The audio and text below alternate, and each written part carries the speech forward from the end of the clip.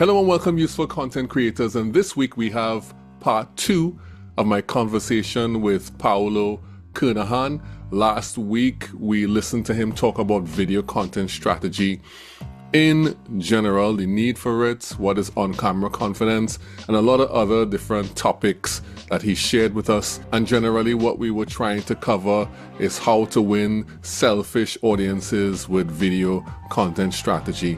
And that was great. But as promised, here is the rest of the conversation that we had. Essentially the post-credit conversation that turned out to be so good that I decided to split the whole recording in two and have the last week's episode by itself and have this conversation all by itself. Now this week is going to be really good. It's going to be a treat because he's going to talk specifically about his video content creation process, what he does to create his videos. And we learned last week that Paolo focuses on batch creating content, but this episode is going to show us exactly how, or as much as he could share about his process. A very, very useful episode. And at the end of the episode, when we finish the discussion, I'm going to do a breakdown and a summary of every single point he made about his content creation process. So we're going to get all that compiled and summarized at the end of this podcast episode. So let's get into this part of the conversation between Paolo and I.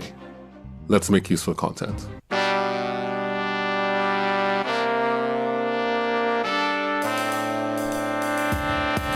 Teaching you to make useful content so that you can build long-term relationships with the people that matter to your business.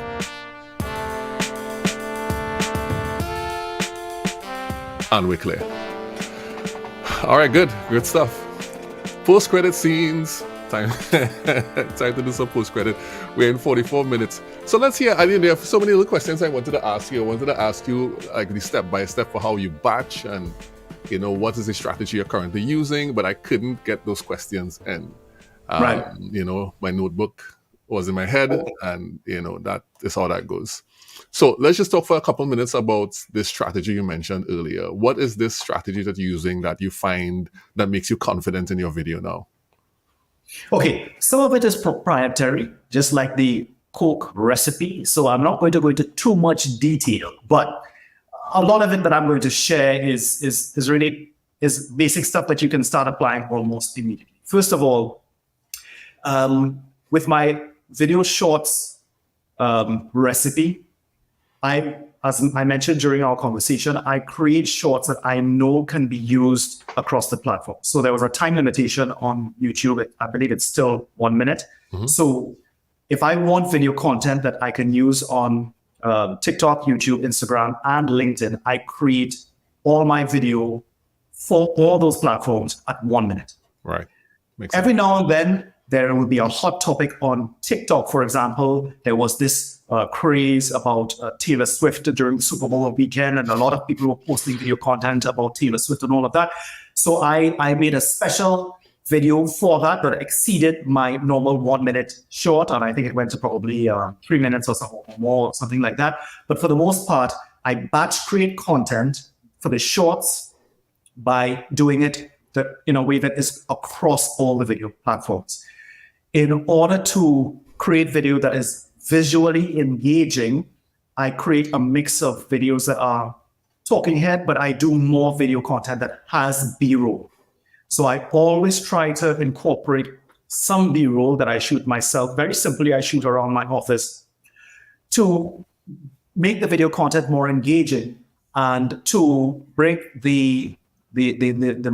I don't want to use the word monotony, but to keep the brain engaged by switching up the visuals every now and then. So I will add in the occasional B-roll just to switch up the pattern as a pattern interrupter to keep people engaged. B-roll is a huge part of my strategy, and it also works on Instagram with some of the videos that I've posted there, because as I said, Instagram appears to be mainly an image-oriented platform.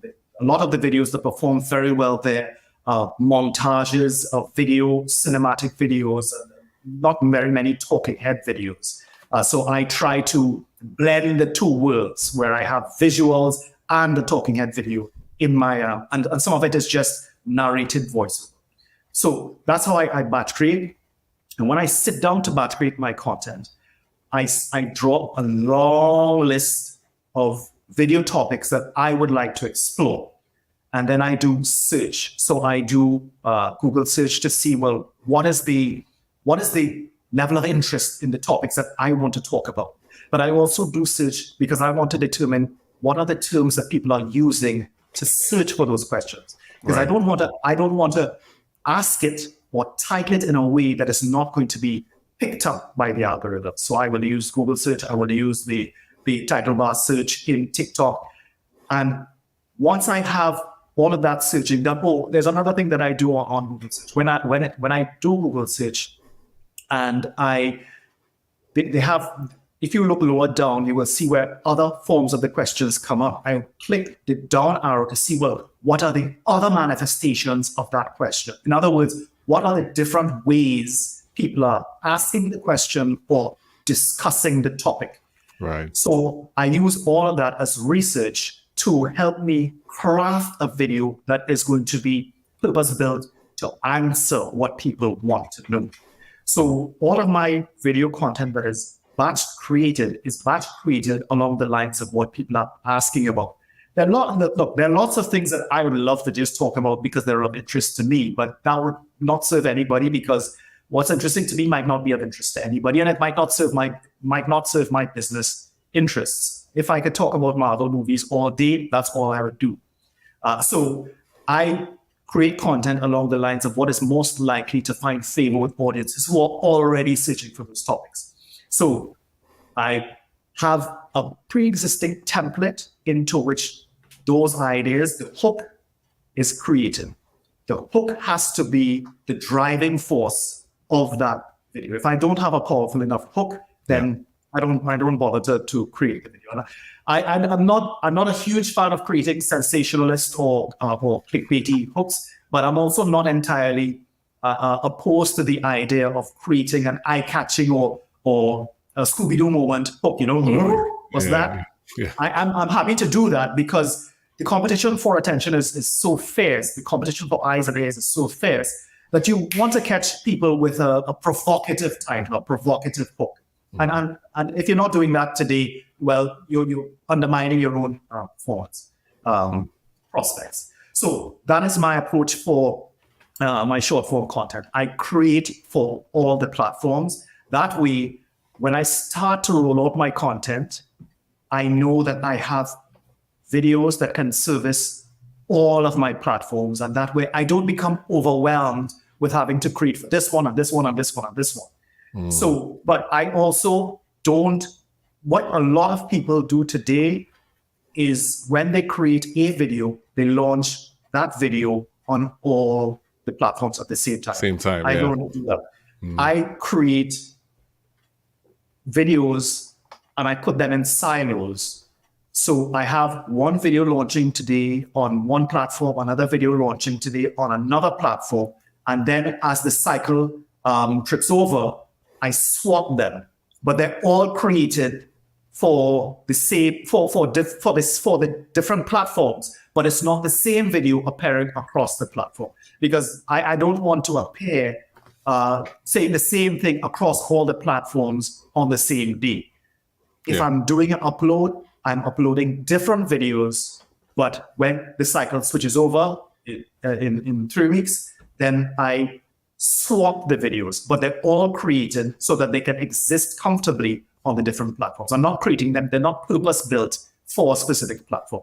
I do have to have an understanding of how the algorithms work and what content is favored on the platforms. And I try, as far as possible, to fit my content into that.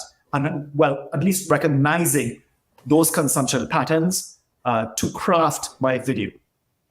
And that's how I do it. And with the long form video content, I follow the same process. I have a concept or a broad concept, but before I do that, I create my title and my thumbnail first. And what I've learned is that if I do not have an excellent title and a thumbnail, it doesn't make any sense doing the video. It doesn't matter how compelling the video can be.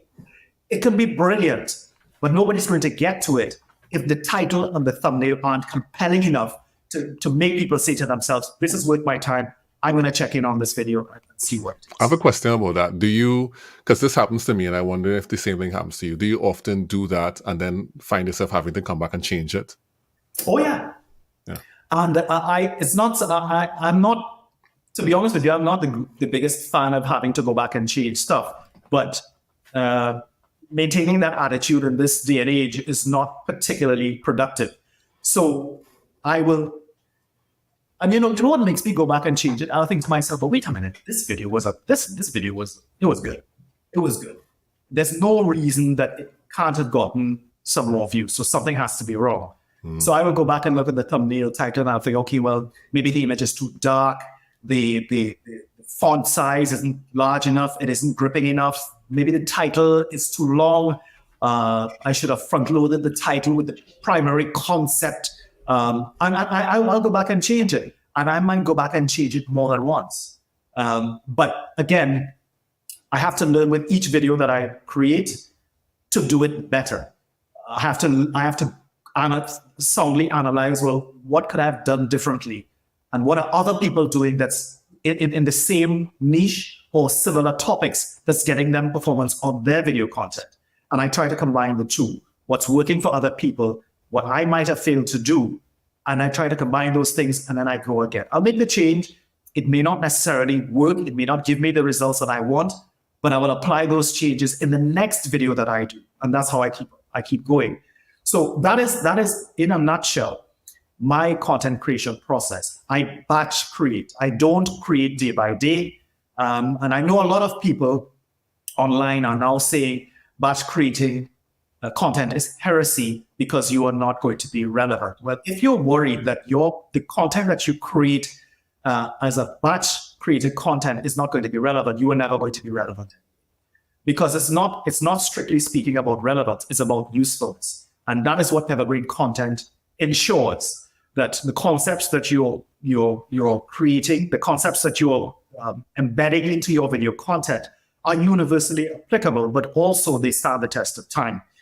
That's not always going to be possible because you're dealing in an online world that changes very rapidly. So if you're creating video content around specific change on a platform, then that will have to be a current video. But I try for the most part to create evergreen content or principles and ideas that don't really change that much across time.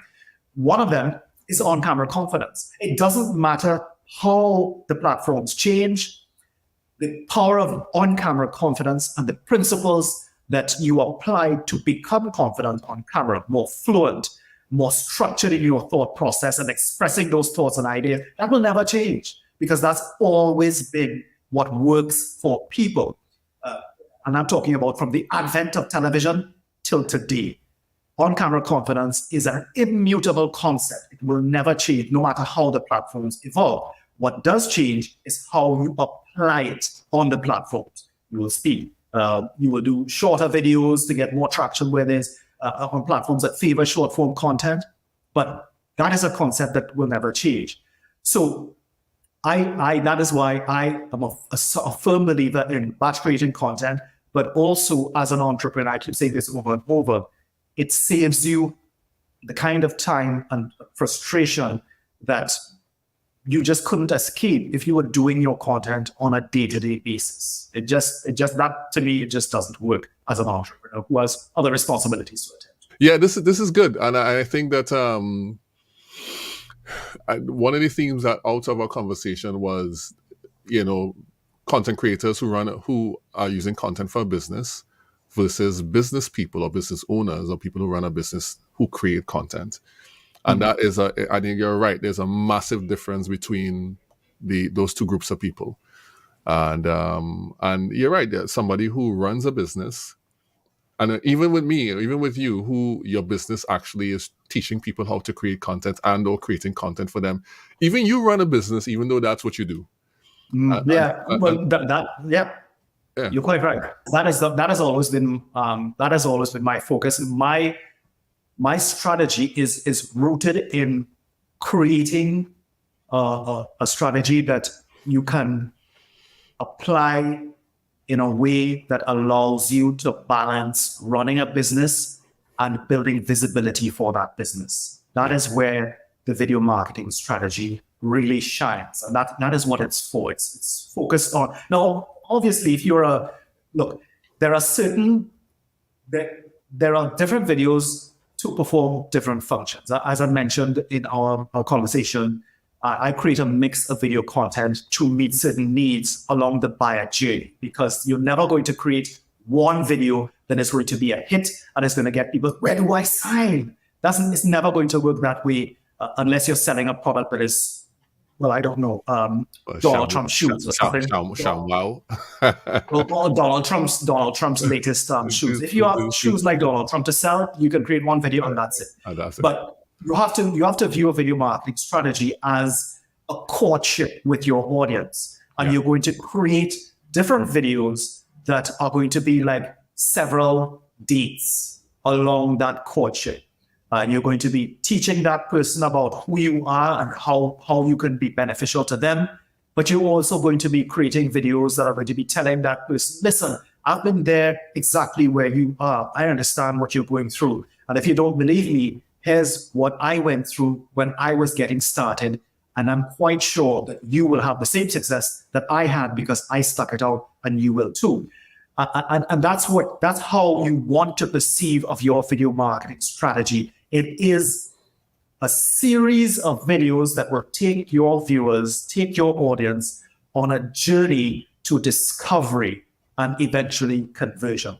That is where it comes in. There's not going to be any one video that's going to deliver the kind of performance that you want. And that's what the raison d'etre behind the batching of content with a particular undergirding strategy behind it. That's good. That's good stuff. All right. Well, thanks for staying on for the post credit conversation. It seems like I could just take this and make 2 podcasts. That might happen. But it's been very, very, very good.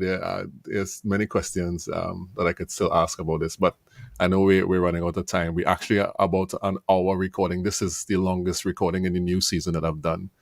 What is this? Well, I hope that you feel free to edit me. Feel free to edit me as much as is needed. Not a word will be lost, Paolo.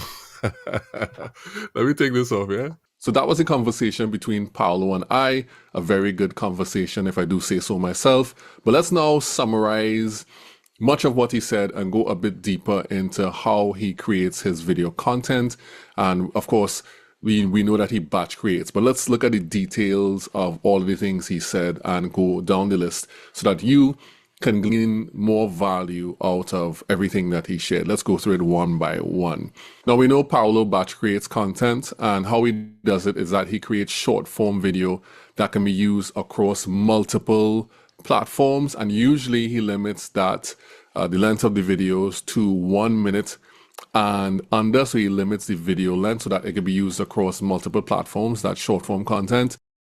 He did say that if there is a trending topic, for example, a hot topic or something that is blowing up in the news, those videos may be longer than 1 minute. So his videos are a mix of talking head videos. That means he's just talking to the camera, and B-roll. B-roll is the supplemental video footage that you use mixed in with your talking head to highlight the things that are being said. And he shoots it around his office, but he often switches up the visuals to keep people engaged. So it's not just straight talking head, it's talking head along with visuals that come from the B-roll. So that is something to note. And he also uses narrated voices. So he may have B-roll, something not showing his face, but over that is his voice narrating what's going on or something related to what the content is currently showing. So that is a method he uses as well. So in terms of how he gets his topics and how he thinks about those things, usually he thinks about what he wants to share, draws up a list of topics that he may want to share on. And then what he does is that he goes on to Google and he searches for those specific topics in a way that he feels people might be interested in hearing about them. So he explores the interest and he does research. So he does this for 3 main reasons. The first reason he searches for these topics is to gauge the amount of interest in this particular topic or title that he wants to do the video on. So if there's a high search volume for it, or if people are asking a lot of questions around it, then it's highly likely that people want answers for those questions. So he uses that to gauge that type of interest, that level of interest. Also, he wants to see the way in which people are asking the question about this particular topic, or the way in which people are searching for it. That will help him determine the way he frames his hooks and he frames his content to make it the most effective. Because if people are asking about it in a specific way, then he can frame his content in that specific way to feed the need of those people asking those particular questions. And the third thing is that he also uses the people also ask. So this is a method that is known among some people, where if you do a search on Google, there's a section below, a little drop down arrow that says people also ask. And if you hit that drop down arrow, it produces more questions related to the search term that you searched for previously.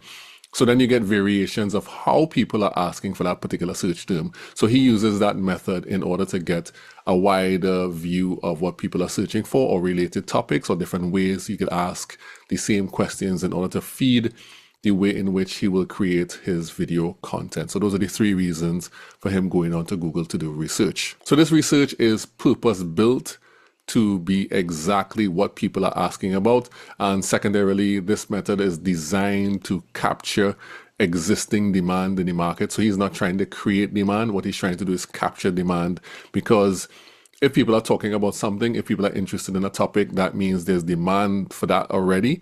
And so he aligns his content to what demand there is in the market and makes that content so that he knows there is a market for the content that he is creating. So let's go a bit into the structure of his video now. So for Paolo, the driving force behind the video is the hook. And I agree with him on that. That is a proven thing. And he says that if he doesn't have a powerful enough hook, he doesn't bother to create the video. So that's how much he thinks a hook is important. That's the degree of importance he places upon having an excellent hook. If the hook is not good, he doesn't create the video. So he wants a powerful hook to start his videos. With that said, he's not a fan of sensationalist or clickbaity hooks. However, he does like when hooks give you what he calls a Scooby-Doo moment, where you go, boo, and it sparks interest and it sparks curiosity, so that people can get into the content he can capture their attention. I think they can get into the content very easily. So he's not into the clickbait stuff, but he does want to instantly spark this deep curiosity and interest in the content that he creates with the hooks that he makes. And he does also acknowledge that the competition for attention is quite fierce.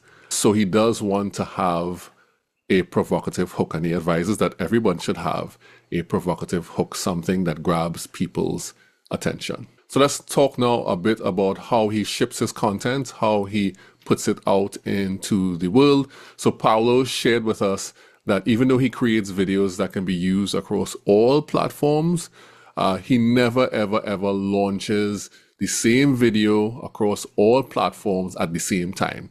So the same video never gets launched on the same day at the same time. That never happens, even though he creates his videos to be used across all platforms. What he in fact does is that he puts his videos in silos, essentially. So he separates the videos. So even though he batches and creates multiple videos, each platform gets a different video on any given day.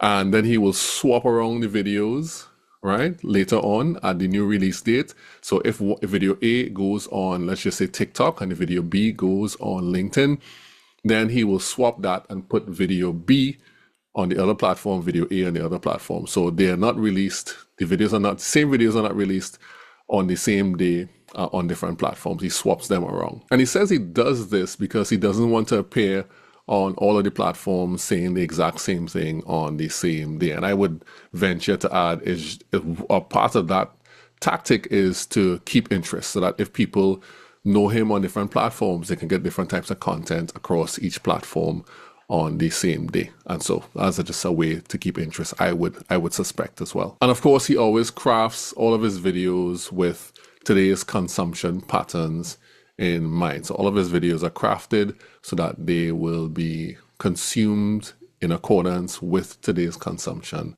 patterns. So interestingly, and I didn't think we were going to touch on this or talk about this, he did say that he applies the same formula to his long form videos as well. But the only difference is that in addition to the hook, he must have an excellent title and thumbnail. And if he can't come up with one, an excellent title and thumbnail that is, he does not release or he does not create the video. So he must have an excellent title and thumbnail. And if he releases a long form video and it doesn't perform the way he expects it to perform and he knows it's a good video, what he does is that he goes back and he changes the title, he adjusts the thumbnail, and he releases it again, he ships it back out again, and he keeps on making those changes until he sees an uptick in how the video performs. So he is not afraid to go back and make changes after the fact to improve how the video is received by his audience. And of course, whatever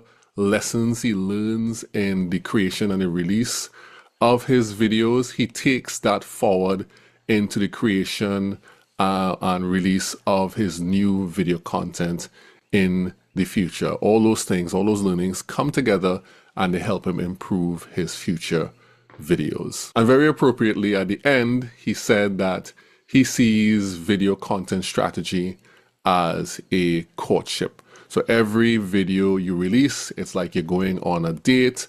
You are getting to know your audience more and more and more. And then at some point, your audience will get to know you and trust you enough to buy something from you and convert. And so it's a journey, it's a relationship, it's something that is built over time. And I was very happy to hear this because we all know that I always say this thing, which is true, that it's good to relate. And so that is in line with how we think about content as well. So that's the big summary. Thank you, Useful Content Creators, for sticking around for the ending of this episode. And it was a great conversation with Paolo.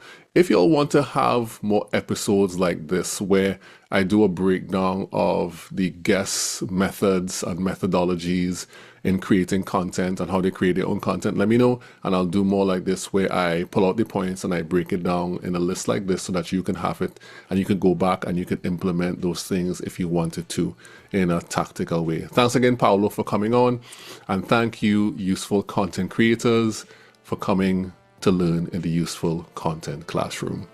Useful Content Classroom dismissed. And we're clear. Great. So I'm not sure, this doesn't count as a solo episode, but I really do want to do more like this, where I do some more breakdowns or even have content creators come on and break down their own content creation process. I was thinking about it, but maybe this might be the impetus for doing it that way. And who knows, if this is something you want to see more of or want to learn more of how particular content creators actually create their own stuff, which is kind of, I used to do that before when I had the Useful Content Creation show, but I want to be able to do both. So maybe I'll do some of this as well as a part of how we share content on this podcast. And so let me know about that. And that should be a good thing for everyone. So instead of just hearing me talk about what I make, you could hear about how people not only make stuff for them, for their clients, how people make stuff for you, the audience, for themselves, so that it can be served to you. And that should be a good thing to help people out with creating their own useful content. So bye everyone, take care, and I'll see you in the next episode. The Useful Content Podcast is brought to you and produced by Relate Studios. You can see the work we do on our website at relatestudios.com. If you like what you've heard on the podcast today, please follow and come back in 2 weeks for another great episode. And if you want to get more useful content in between that, you can follow me, Juma Bannister, on LinkedIn and on Twitter. We all know it's still Twitter. See you soon in the Useful Content Classroom.